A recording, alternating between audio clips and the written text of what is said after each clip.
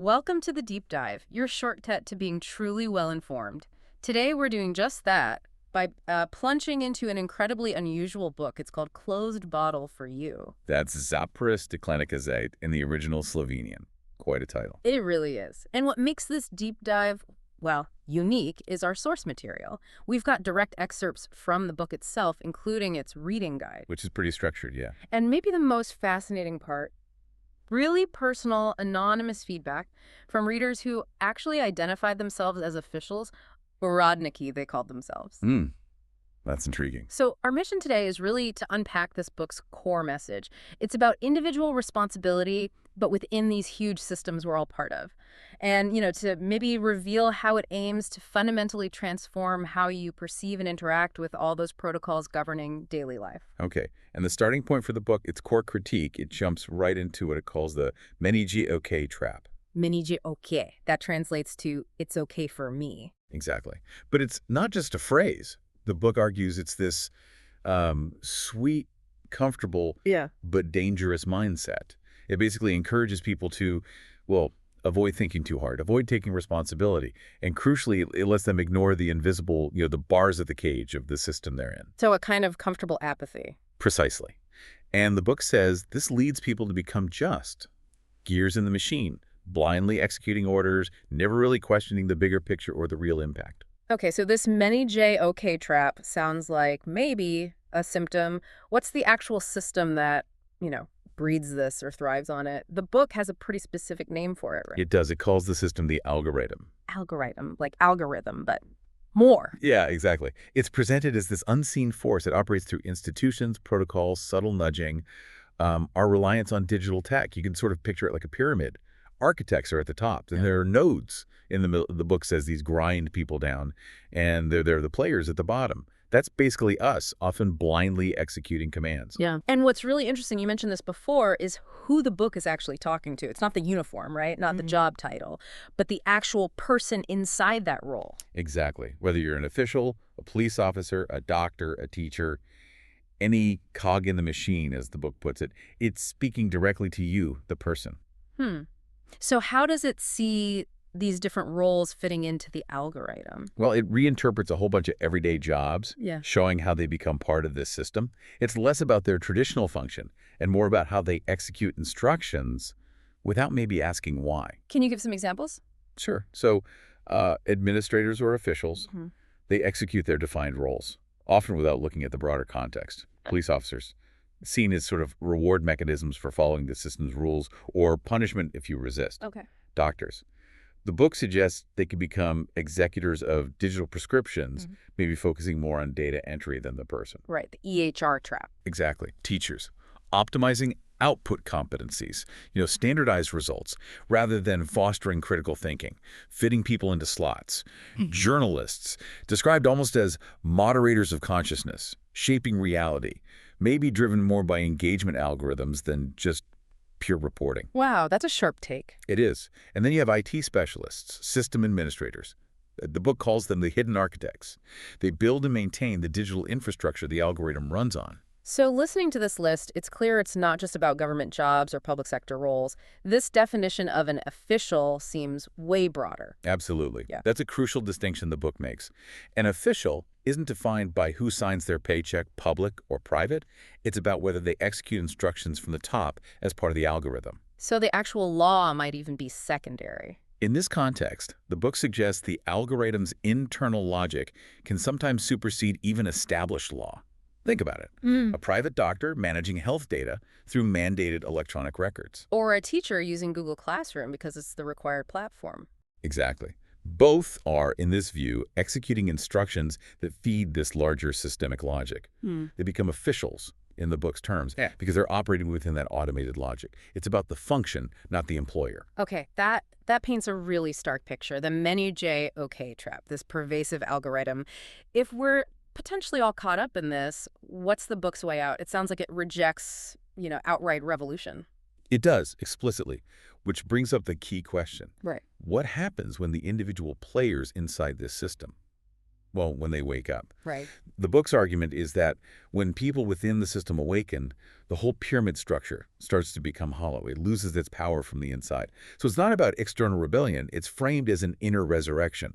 The Slovenian word is vistijanje. Vistijanje, inner resurrection. Yeah, and it begins profoundly with you. The idea is to become an algorithmic anomaly, a new quantum dissident, the book calls it. A quantum dissident, meaning unpredictable. Someone choosing a path the algorithm just can't foresee or control. This whole concept of algorithm resistance, ad coordinates wast, it's all about that internal transformation. That's a powerful idea. But, for someone stuck in a daily bureaucratic grind, inner resurrection might sound a bit abstract. Does the book offer practical steps? You mentioned a reading guide. It absolutely does. It's very practical, actually. It provides what it calls an analog pharmacy.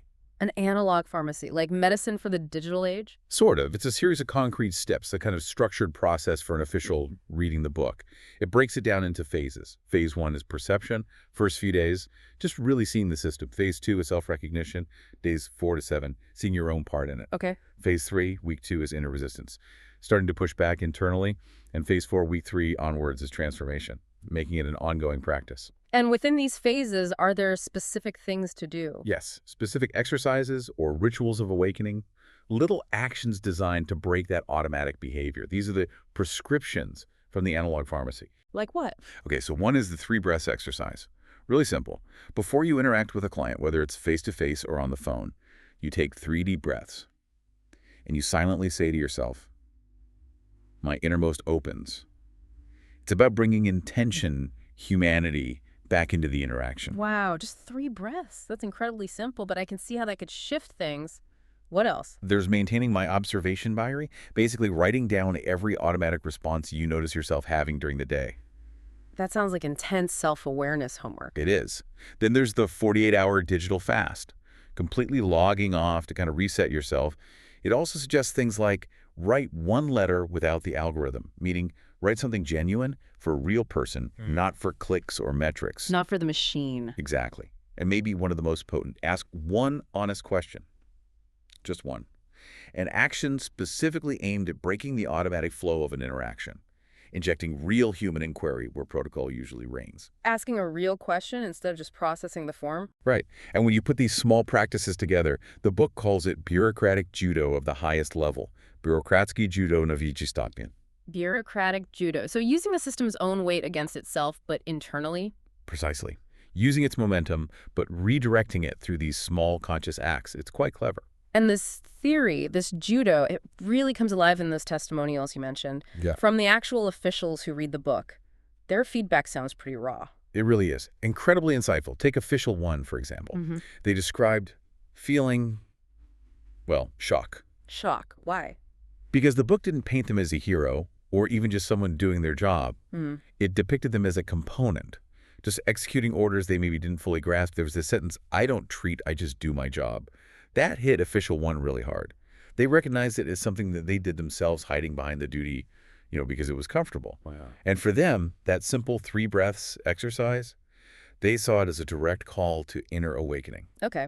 What about official 2? How did they react? Was it similar? Official 2 was initially surprised by how direct the book was, but they said they quickly recognized being part of the circuit, just blindly following protocols. But the interesting part is, it didn't just leave them feeling bad. They actually started to question those automatic actions and felt motivated by the idea of these small acts, wanting to become an anomaly in the system. So a move from recognition to wanton agency. Exactly, that gradual shift. It sounds like the book is designed to be uncomfortable, but maybe in a good way. Constructively uncomfortable. What about official 3? Official 3 had a really interesting description. A mix of deep reflection, confusion, slight discomfort, but also hope. Hope. Where did the hope come from? They realized they'd become part of a system that, in their words, doesn't function entirely correctly. But the idea that these small, attentive actions could actually bring change, even within really rigid structures, that gave them hope. It inspired them to try asking those honest questions in their own work. And then there's official 4. Their feedback sounds like it was maybe the most transformative. You mentioned a powerful quote. Absolutely. Official 4 used the word tremor. Like, reading the book caused a physical reaction. An immediate recognition of the voice of the system in the text and also in themselves, their own role as an automated machine. That sounds intense. It does. They said it left them feeling broken, but broken in a way that opened things up, a transformative break.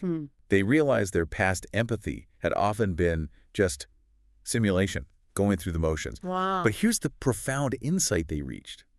I am not against the system, I am the system. Okay, that's huge. I am the system. That could feel kind of hopeless, couldn't it? It could, but here's the twist they found. If I am the system, then I am also the one who can change these important details. Ah, responsibility becomes agency? Exactly. So they committed right then to doing the 3 breaths before speaking and asking that one question to break the automatism. It shows the change starting right there inside, not with some grand external fight. So, connecting all this back, this book, despite its sharp critique, it really isn't just tearing things down. It sounds like there's a very hopeful message underneath it all. There really is, that analog pharmacy idea. Yeah. It's like a prescription for recovery. Recovery from maybe digital addiction, but also from the illusion of freedom within these systems. The book definitely shifts. It starts with critique, but it moves towards something like a love letter to the lost self. There's even a point where the author explicitly uses phrases like, I love, showing this deep affection for the humanity within the people stuck in the system. So the target isn't the people, but the automatism itself. Precisely. The book hammers this home. The evil, if you want to call it that, isn't hidden in some secret control room. It's in the everyday, unquestioning execution of protocols, which means the hero of this story isn't some revolutionary figure. It's the everyday person who manages to break that automatism. The official who asks a real question. Yes. Or the police officer who pauses to understand someone's fear, not just react. The doctor who truly listens beyond the checklist. The book sounds like a mirror then. It is a mirror showing you not just what you do, but what you are within that system. Yeah. And that leads to that incredibly powerful realization. I'm not against the system. I am the system. But the book presents this not as like a final diagnosis, but as, well, it uses the phrase surgery on open hearts. Surgery on open heart. Yeah. Performed with words that are, as it says, sharp as a scalpel, yet warm as a hand. It's meant to heal, ultimately, not just wound. What an incredible deep dive this has been. It really leaves you with such a clear, maybe challenging, but definite core idea. Change comes through these conscious, small, almost invisible personal acts within these huge systems. Absolutely. It's fundamentally a call to that inner awakening, isn't it? Yeah. A path to becoming that algorithmic anomaly. The book describes becoming a small error in this system that is actually correctness. I love that phrase. A small error that is actually correctness. Yeah. And it frames itself not as just another book review topic, but as a measure of spiritual seriousness. It's meant to resonate inside you personally. So, to leave you, our listener, with something to think about. If the system really does disappear, or at least lose its grip when its players stop blindly obeying, and if this huge change can actually start with just one conscious breath or one honest question, what small, maybe almost invisible action will you take today, right now even, to plant the seeds of something new? We hope this deep dive helps you find some answers. Until next time, keep diving deep into knowledge and understanding.